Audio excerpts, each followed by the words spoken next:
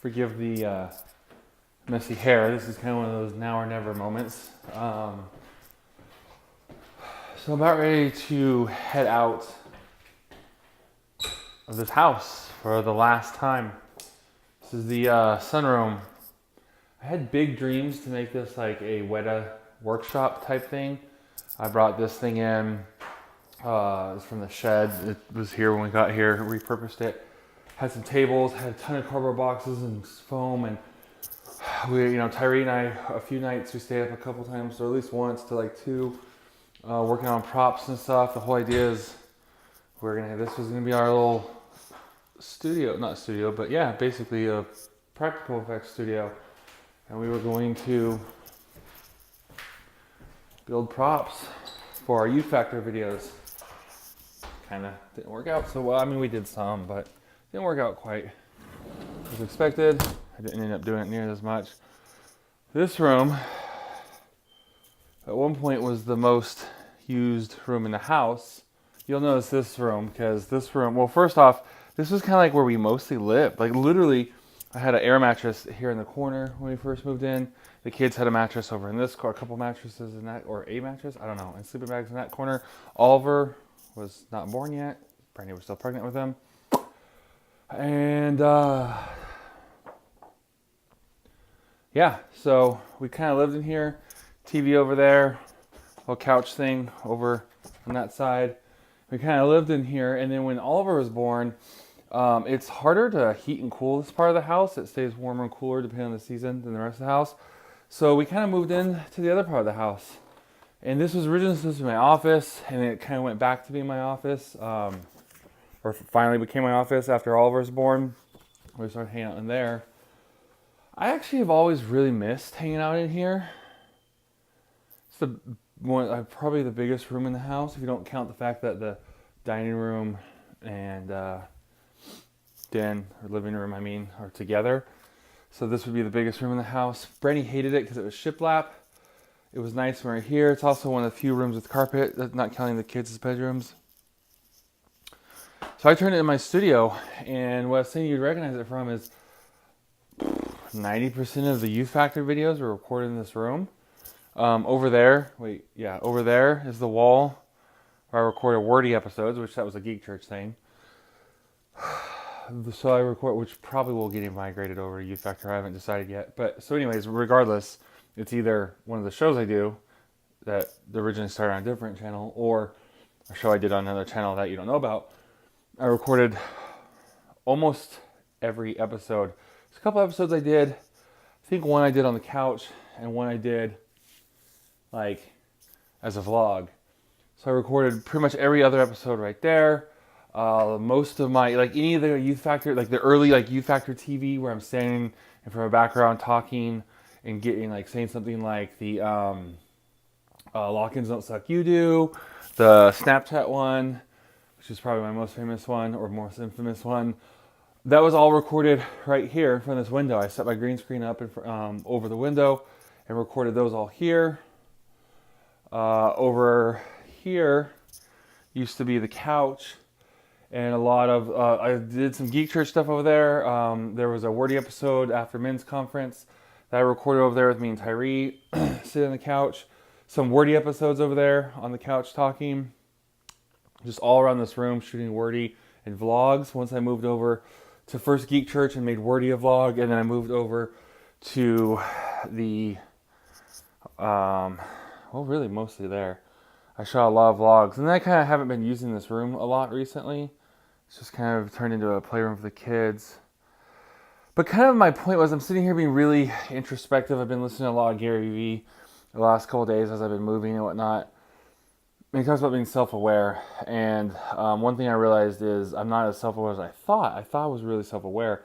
And once I realized I wasn't as self-aware as I thought I was, I've actually become more self-aware. That's kind of ironic, I guess. So step one to becoming self-aware, more self-aware, is realizing you're not that self-aware. But anyways, all that to say, I never really used these rooms to the full potential of the vision that I had for them. I wanted this to be a studio room. Like I wanted to have like green screens and sets and stuff, and then have desks set up and have like the youth kids come over and we'd shoot and edit videos. And I did a lot of that. Like, I mean, I did. Like, I had a lot of shooting here. I didn't have the whole, like, where they came. Well, no, I did, because I had Thursday nights where they came over. Tyler mostly just worked on school stuff. It was his first year of school. Dustin came around for like a hot minute, and I don't know what he did. Like, looked at the world race map. That seems to be all he ever does, is look at that map and relive his glory days. This is kind of a new chapter of Youth Factor. I guess I am using this. This might just be, I've been meaning to record a What's Up with Youth Factor video. So my main point with this is I'm looking through this, and I always go through the house and like relive memories and stuff one last time before I leave and get real emotional. I didn't really feel any emotion. I'm really excited for where we moved. As much as it kind of sucked when we first got the letter saying that our lease wasn't being renewed after 2 years, and how, you know, that was bad, and we didn't want to leave, and I planned on being here for like 5 years was my goal to live in this particular house, and it's only been 2. All I have to say, God's given me a new vision for where we're going, to the townhome we're moving into. I'm really excited. But then I'm looking through these 2 rooms. So yeah, I'm not even like, oh, I'm going to miss it here. I like the new place so much, I almost despise this place, if that makes sense. It's like that whole, you know, if you have to hate your mother and brother, it's like, not, you don't literally have to hate them. It's just in contrast to the love you have for Jesus. It's like, you know, it's like you hate him. Just like Gary Vee talks about how he hates dogs. He doesn't literally hate dogs. It's just compared to how much he loves humans, he practically hates dogs, by contrast and whatnot. So I was thinking, I have no clue what I was just saying about that. Oh, the despise thing. So I was just thinking, these rooms didn't, like, I'm going too slow. Like, I've been like mentally living by the model that speed is 1 billion times more important than perfection. But I haven't been living that way. I spent the last 2 years dreaming about turning that room into, like, this would be like Weta Digital, and that would be like Weta Workshop, right? So like, if you're a fan of Peter Jackson, he set up his Weta Digitals, all the visual effects. It's one of the best ones there is. I spent a lot of time dreaming about like what these rooms could be, and I had this whole vision for that being props stored and costumes we can go and pick out for sketches, and we could build stuff. Just gonna start doing a lot of foam fabrication. I only got halfway through one gun, though we did build a pretty cool Minecraft suit. We never finished it, and we definitely never shot the Minecraft David and Goliath video we were gonna do. This room I did a lot of recording in. Had the guys over every Thursday for a while, and we worked on stuff. It just wasn't quite what I expected. I was gonna really turn this into like a studio. It's a big enough space. Never really turned into that. In fact, I got kind of discouraged with the whole Youth Factor thing and kind of gave up on it, and started, you know, messing around with Geek Church, and then started Nate the Great channel. God didn't tell me to do any of those. He told me to do Youth Factor. So all I have to say, if you're wondering what's been up with Youth Factor, this video is kind of jumbled, and I apologize for that. I am reminiscing a bit about the place and whatnot, you know, since we're moving out. And so I'm going to talk about Youth Factor in a minute, but that really just stood out to me. It's Halloween, by the way. So my family's at home watching Halloween Hocus Pocus. I'm kind of stuck. Great doing this last load and spending some time with you guys. So this idea of I never really fulfilled the purpose, and because I always waited for this idealized version. Like, I imagined having desks and having, you know, a half dozen different people working here, and I always kind of ignored the present of the fact that I had Tyler and Tyree coming over and working, and we're doing stuff, and you know, Melvin came over and helped us shoot some stuff. And I lost sight of that, and I got discouraged, and I quit doing Youth Factor, even though God told me to do it, and He never told me to stop, because it wasn't this perfect, idealized version, and I let too much thinking and planning and processing and doubting and looking, basically taking my hand off the plow and looking back to what it could be, what I've done wrong, what time I've wasted, rather than just moving forward. And I was so obsessed with Youth Factor, and some of the videos we wanted to do were above what we could do. And rather than just making a few, you know, videos that maybe weren't as just growing and keep going. And yeah, I kind of let all that just kind of fall apart because of this just thinking and over contemplating. In these 2 rooms, I'm sitting here as a monument to what was wrong with that. Now, this is just a few weeks after I felt like God spoke to me and really convicted me of, I never told you to stop Geek Church. Youth Factor. And putting a renewed conviction to up what I'm doing with our youth group, Relentless, as if, I was promoting, I was social media, like Gary Vaynerchuk basically, and the stuff he does. Obviously, I don't have a 16-person team for just Team Gary, but really running it as if it was our brand that I was doing and not holding back, and then having Youth Factor where I give back.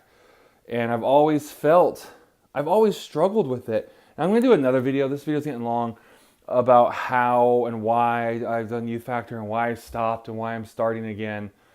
But it all comes, this video again, I want to really focus this way. I was going to go into that, but I'm not going to. So basically let this one be, and again, bear with me, give me the lengthiness of this video and the rambling due to the fact of I am being a little sentimental with moving and whatnot. But yeah, these rooms just made me really realize moving forward and with this new vision God's given me, not to hold back, to run wide open, full throttle, and just go for it. And you know what? Gary Vee has that comment about it's better to, I know, I'm paraphrasing because he said it a few different times anyways, but the concept of, it's better to try 20 times and mess up 19 and have that one success than to have never tried anything, or to have 2 things you've tried and gotten both. Just this idea, right? Of going for it. And so I've spent so much time just focusing on the stuff and how I don't have the credentials to be doing some sort of youth vlog and blah, blah, blah, blah. And I'm looking around this room realizing I've really just been disobedient with what it is I'm supposed to be doing. And I have to get back to what God's called me to do, regardless of if I feel competent or not. Gideon didn't feel competent. How do you think Joshua felt, taking over after Moses? So yeah, all that to say, like I said in my last video, I'm back. I know it's been a little bit of a slow start, but I'm in the middle of moving, as you can see. And my next video should be a little bit of an explanation of why I even do Youth Factor, what it was, how I originally started it and got the call for it. It's been 3+ years since I first felt God telling me to start a vlog for youth ministry and for youth pastors. And about 2 years, almost exactly 2 years since I actually did it. So probably 3.5 and then 2, because I wasn't in youth ministry and I didn't do it. I didn't listen for a while. And then I quit after doing it for like a year. So I'm going to talk about that in the next video, and then what we have to look forward to. Just go for it. If God calls you to do something, just go for it. Don't look back. Don't process how it's going to work out. And that's what I did Youth Factor, the first run, in my own strength. I did not start for about 1.5 years after I felt God told me to, because I couldn't figure out how to do it at my own strength. And then when I finally did start it, I ran it 85, probably 90% in my own strength and my own skills and my own ability. And God still blessed it a little bit. There was still some, fruit from it. But yeah, I haven't done it for this last year, and I felt like God really said, you're being disobedient, get back on the saddle, do it again. He showed me at men's conference exactly when I was offended and hurt. Not really hurt, well, yeah, I guess. And I let it go. I thought it was going to go one way, and it didn't. Kind of reminds me actually a little bit of John Bevere with his first Bevere Ministries or whatever. So I'm back, and we'll talk more about that in the next video. All right, guys. Peace.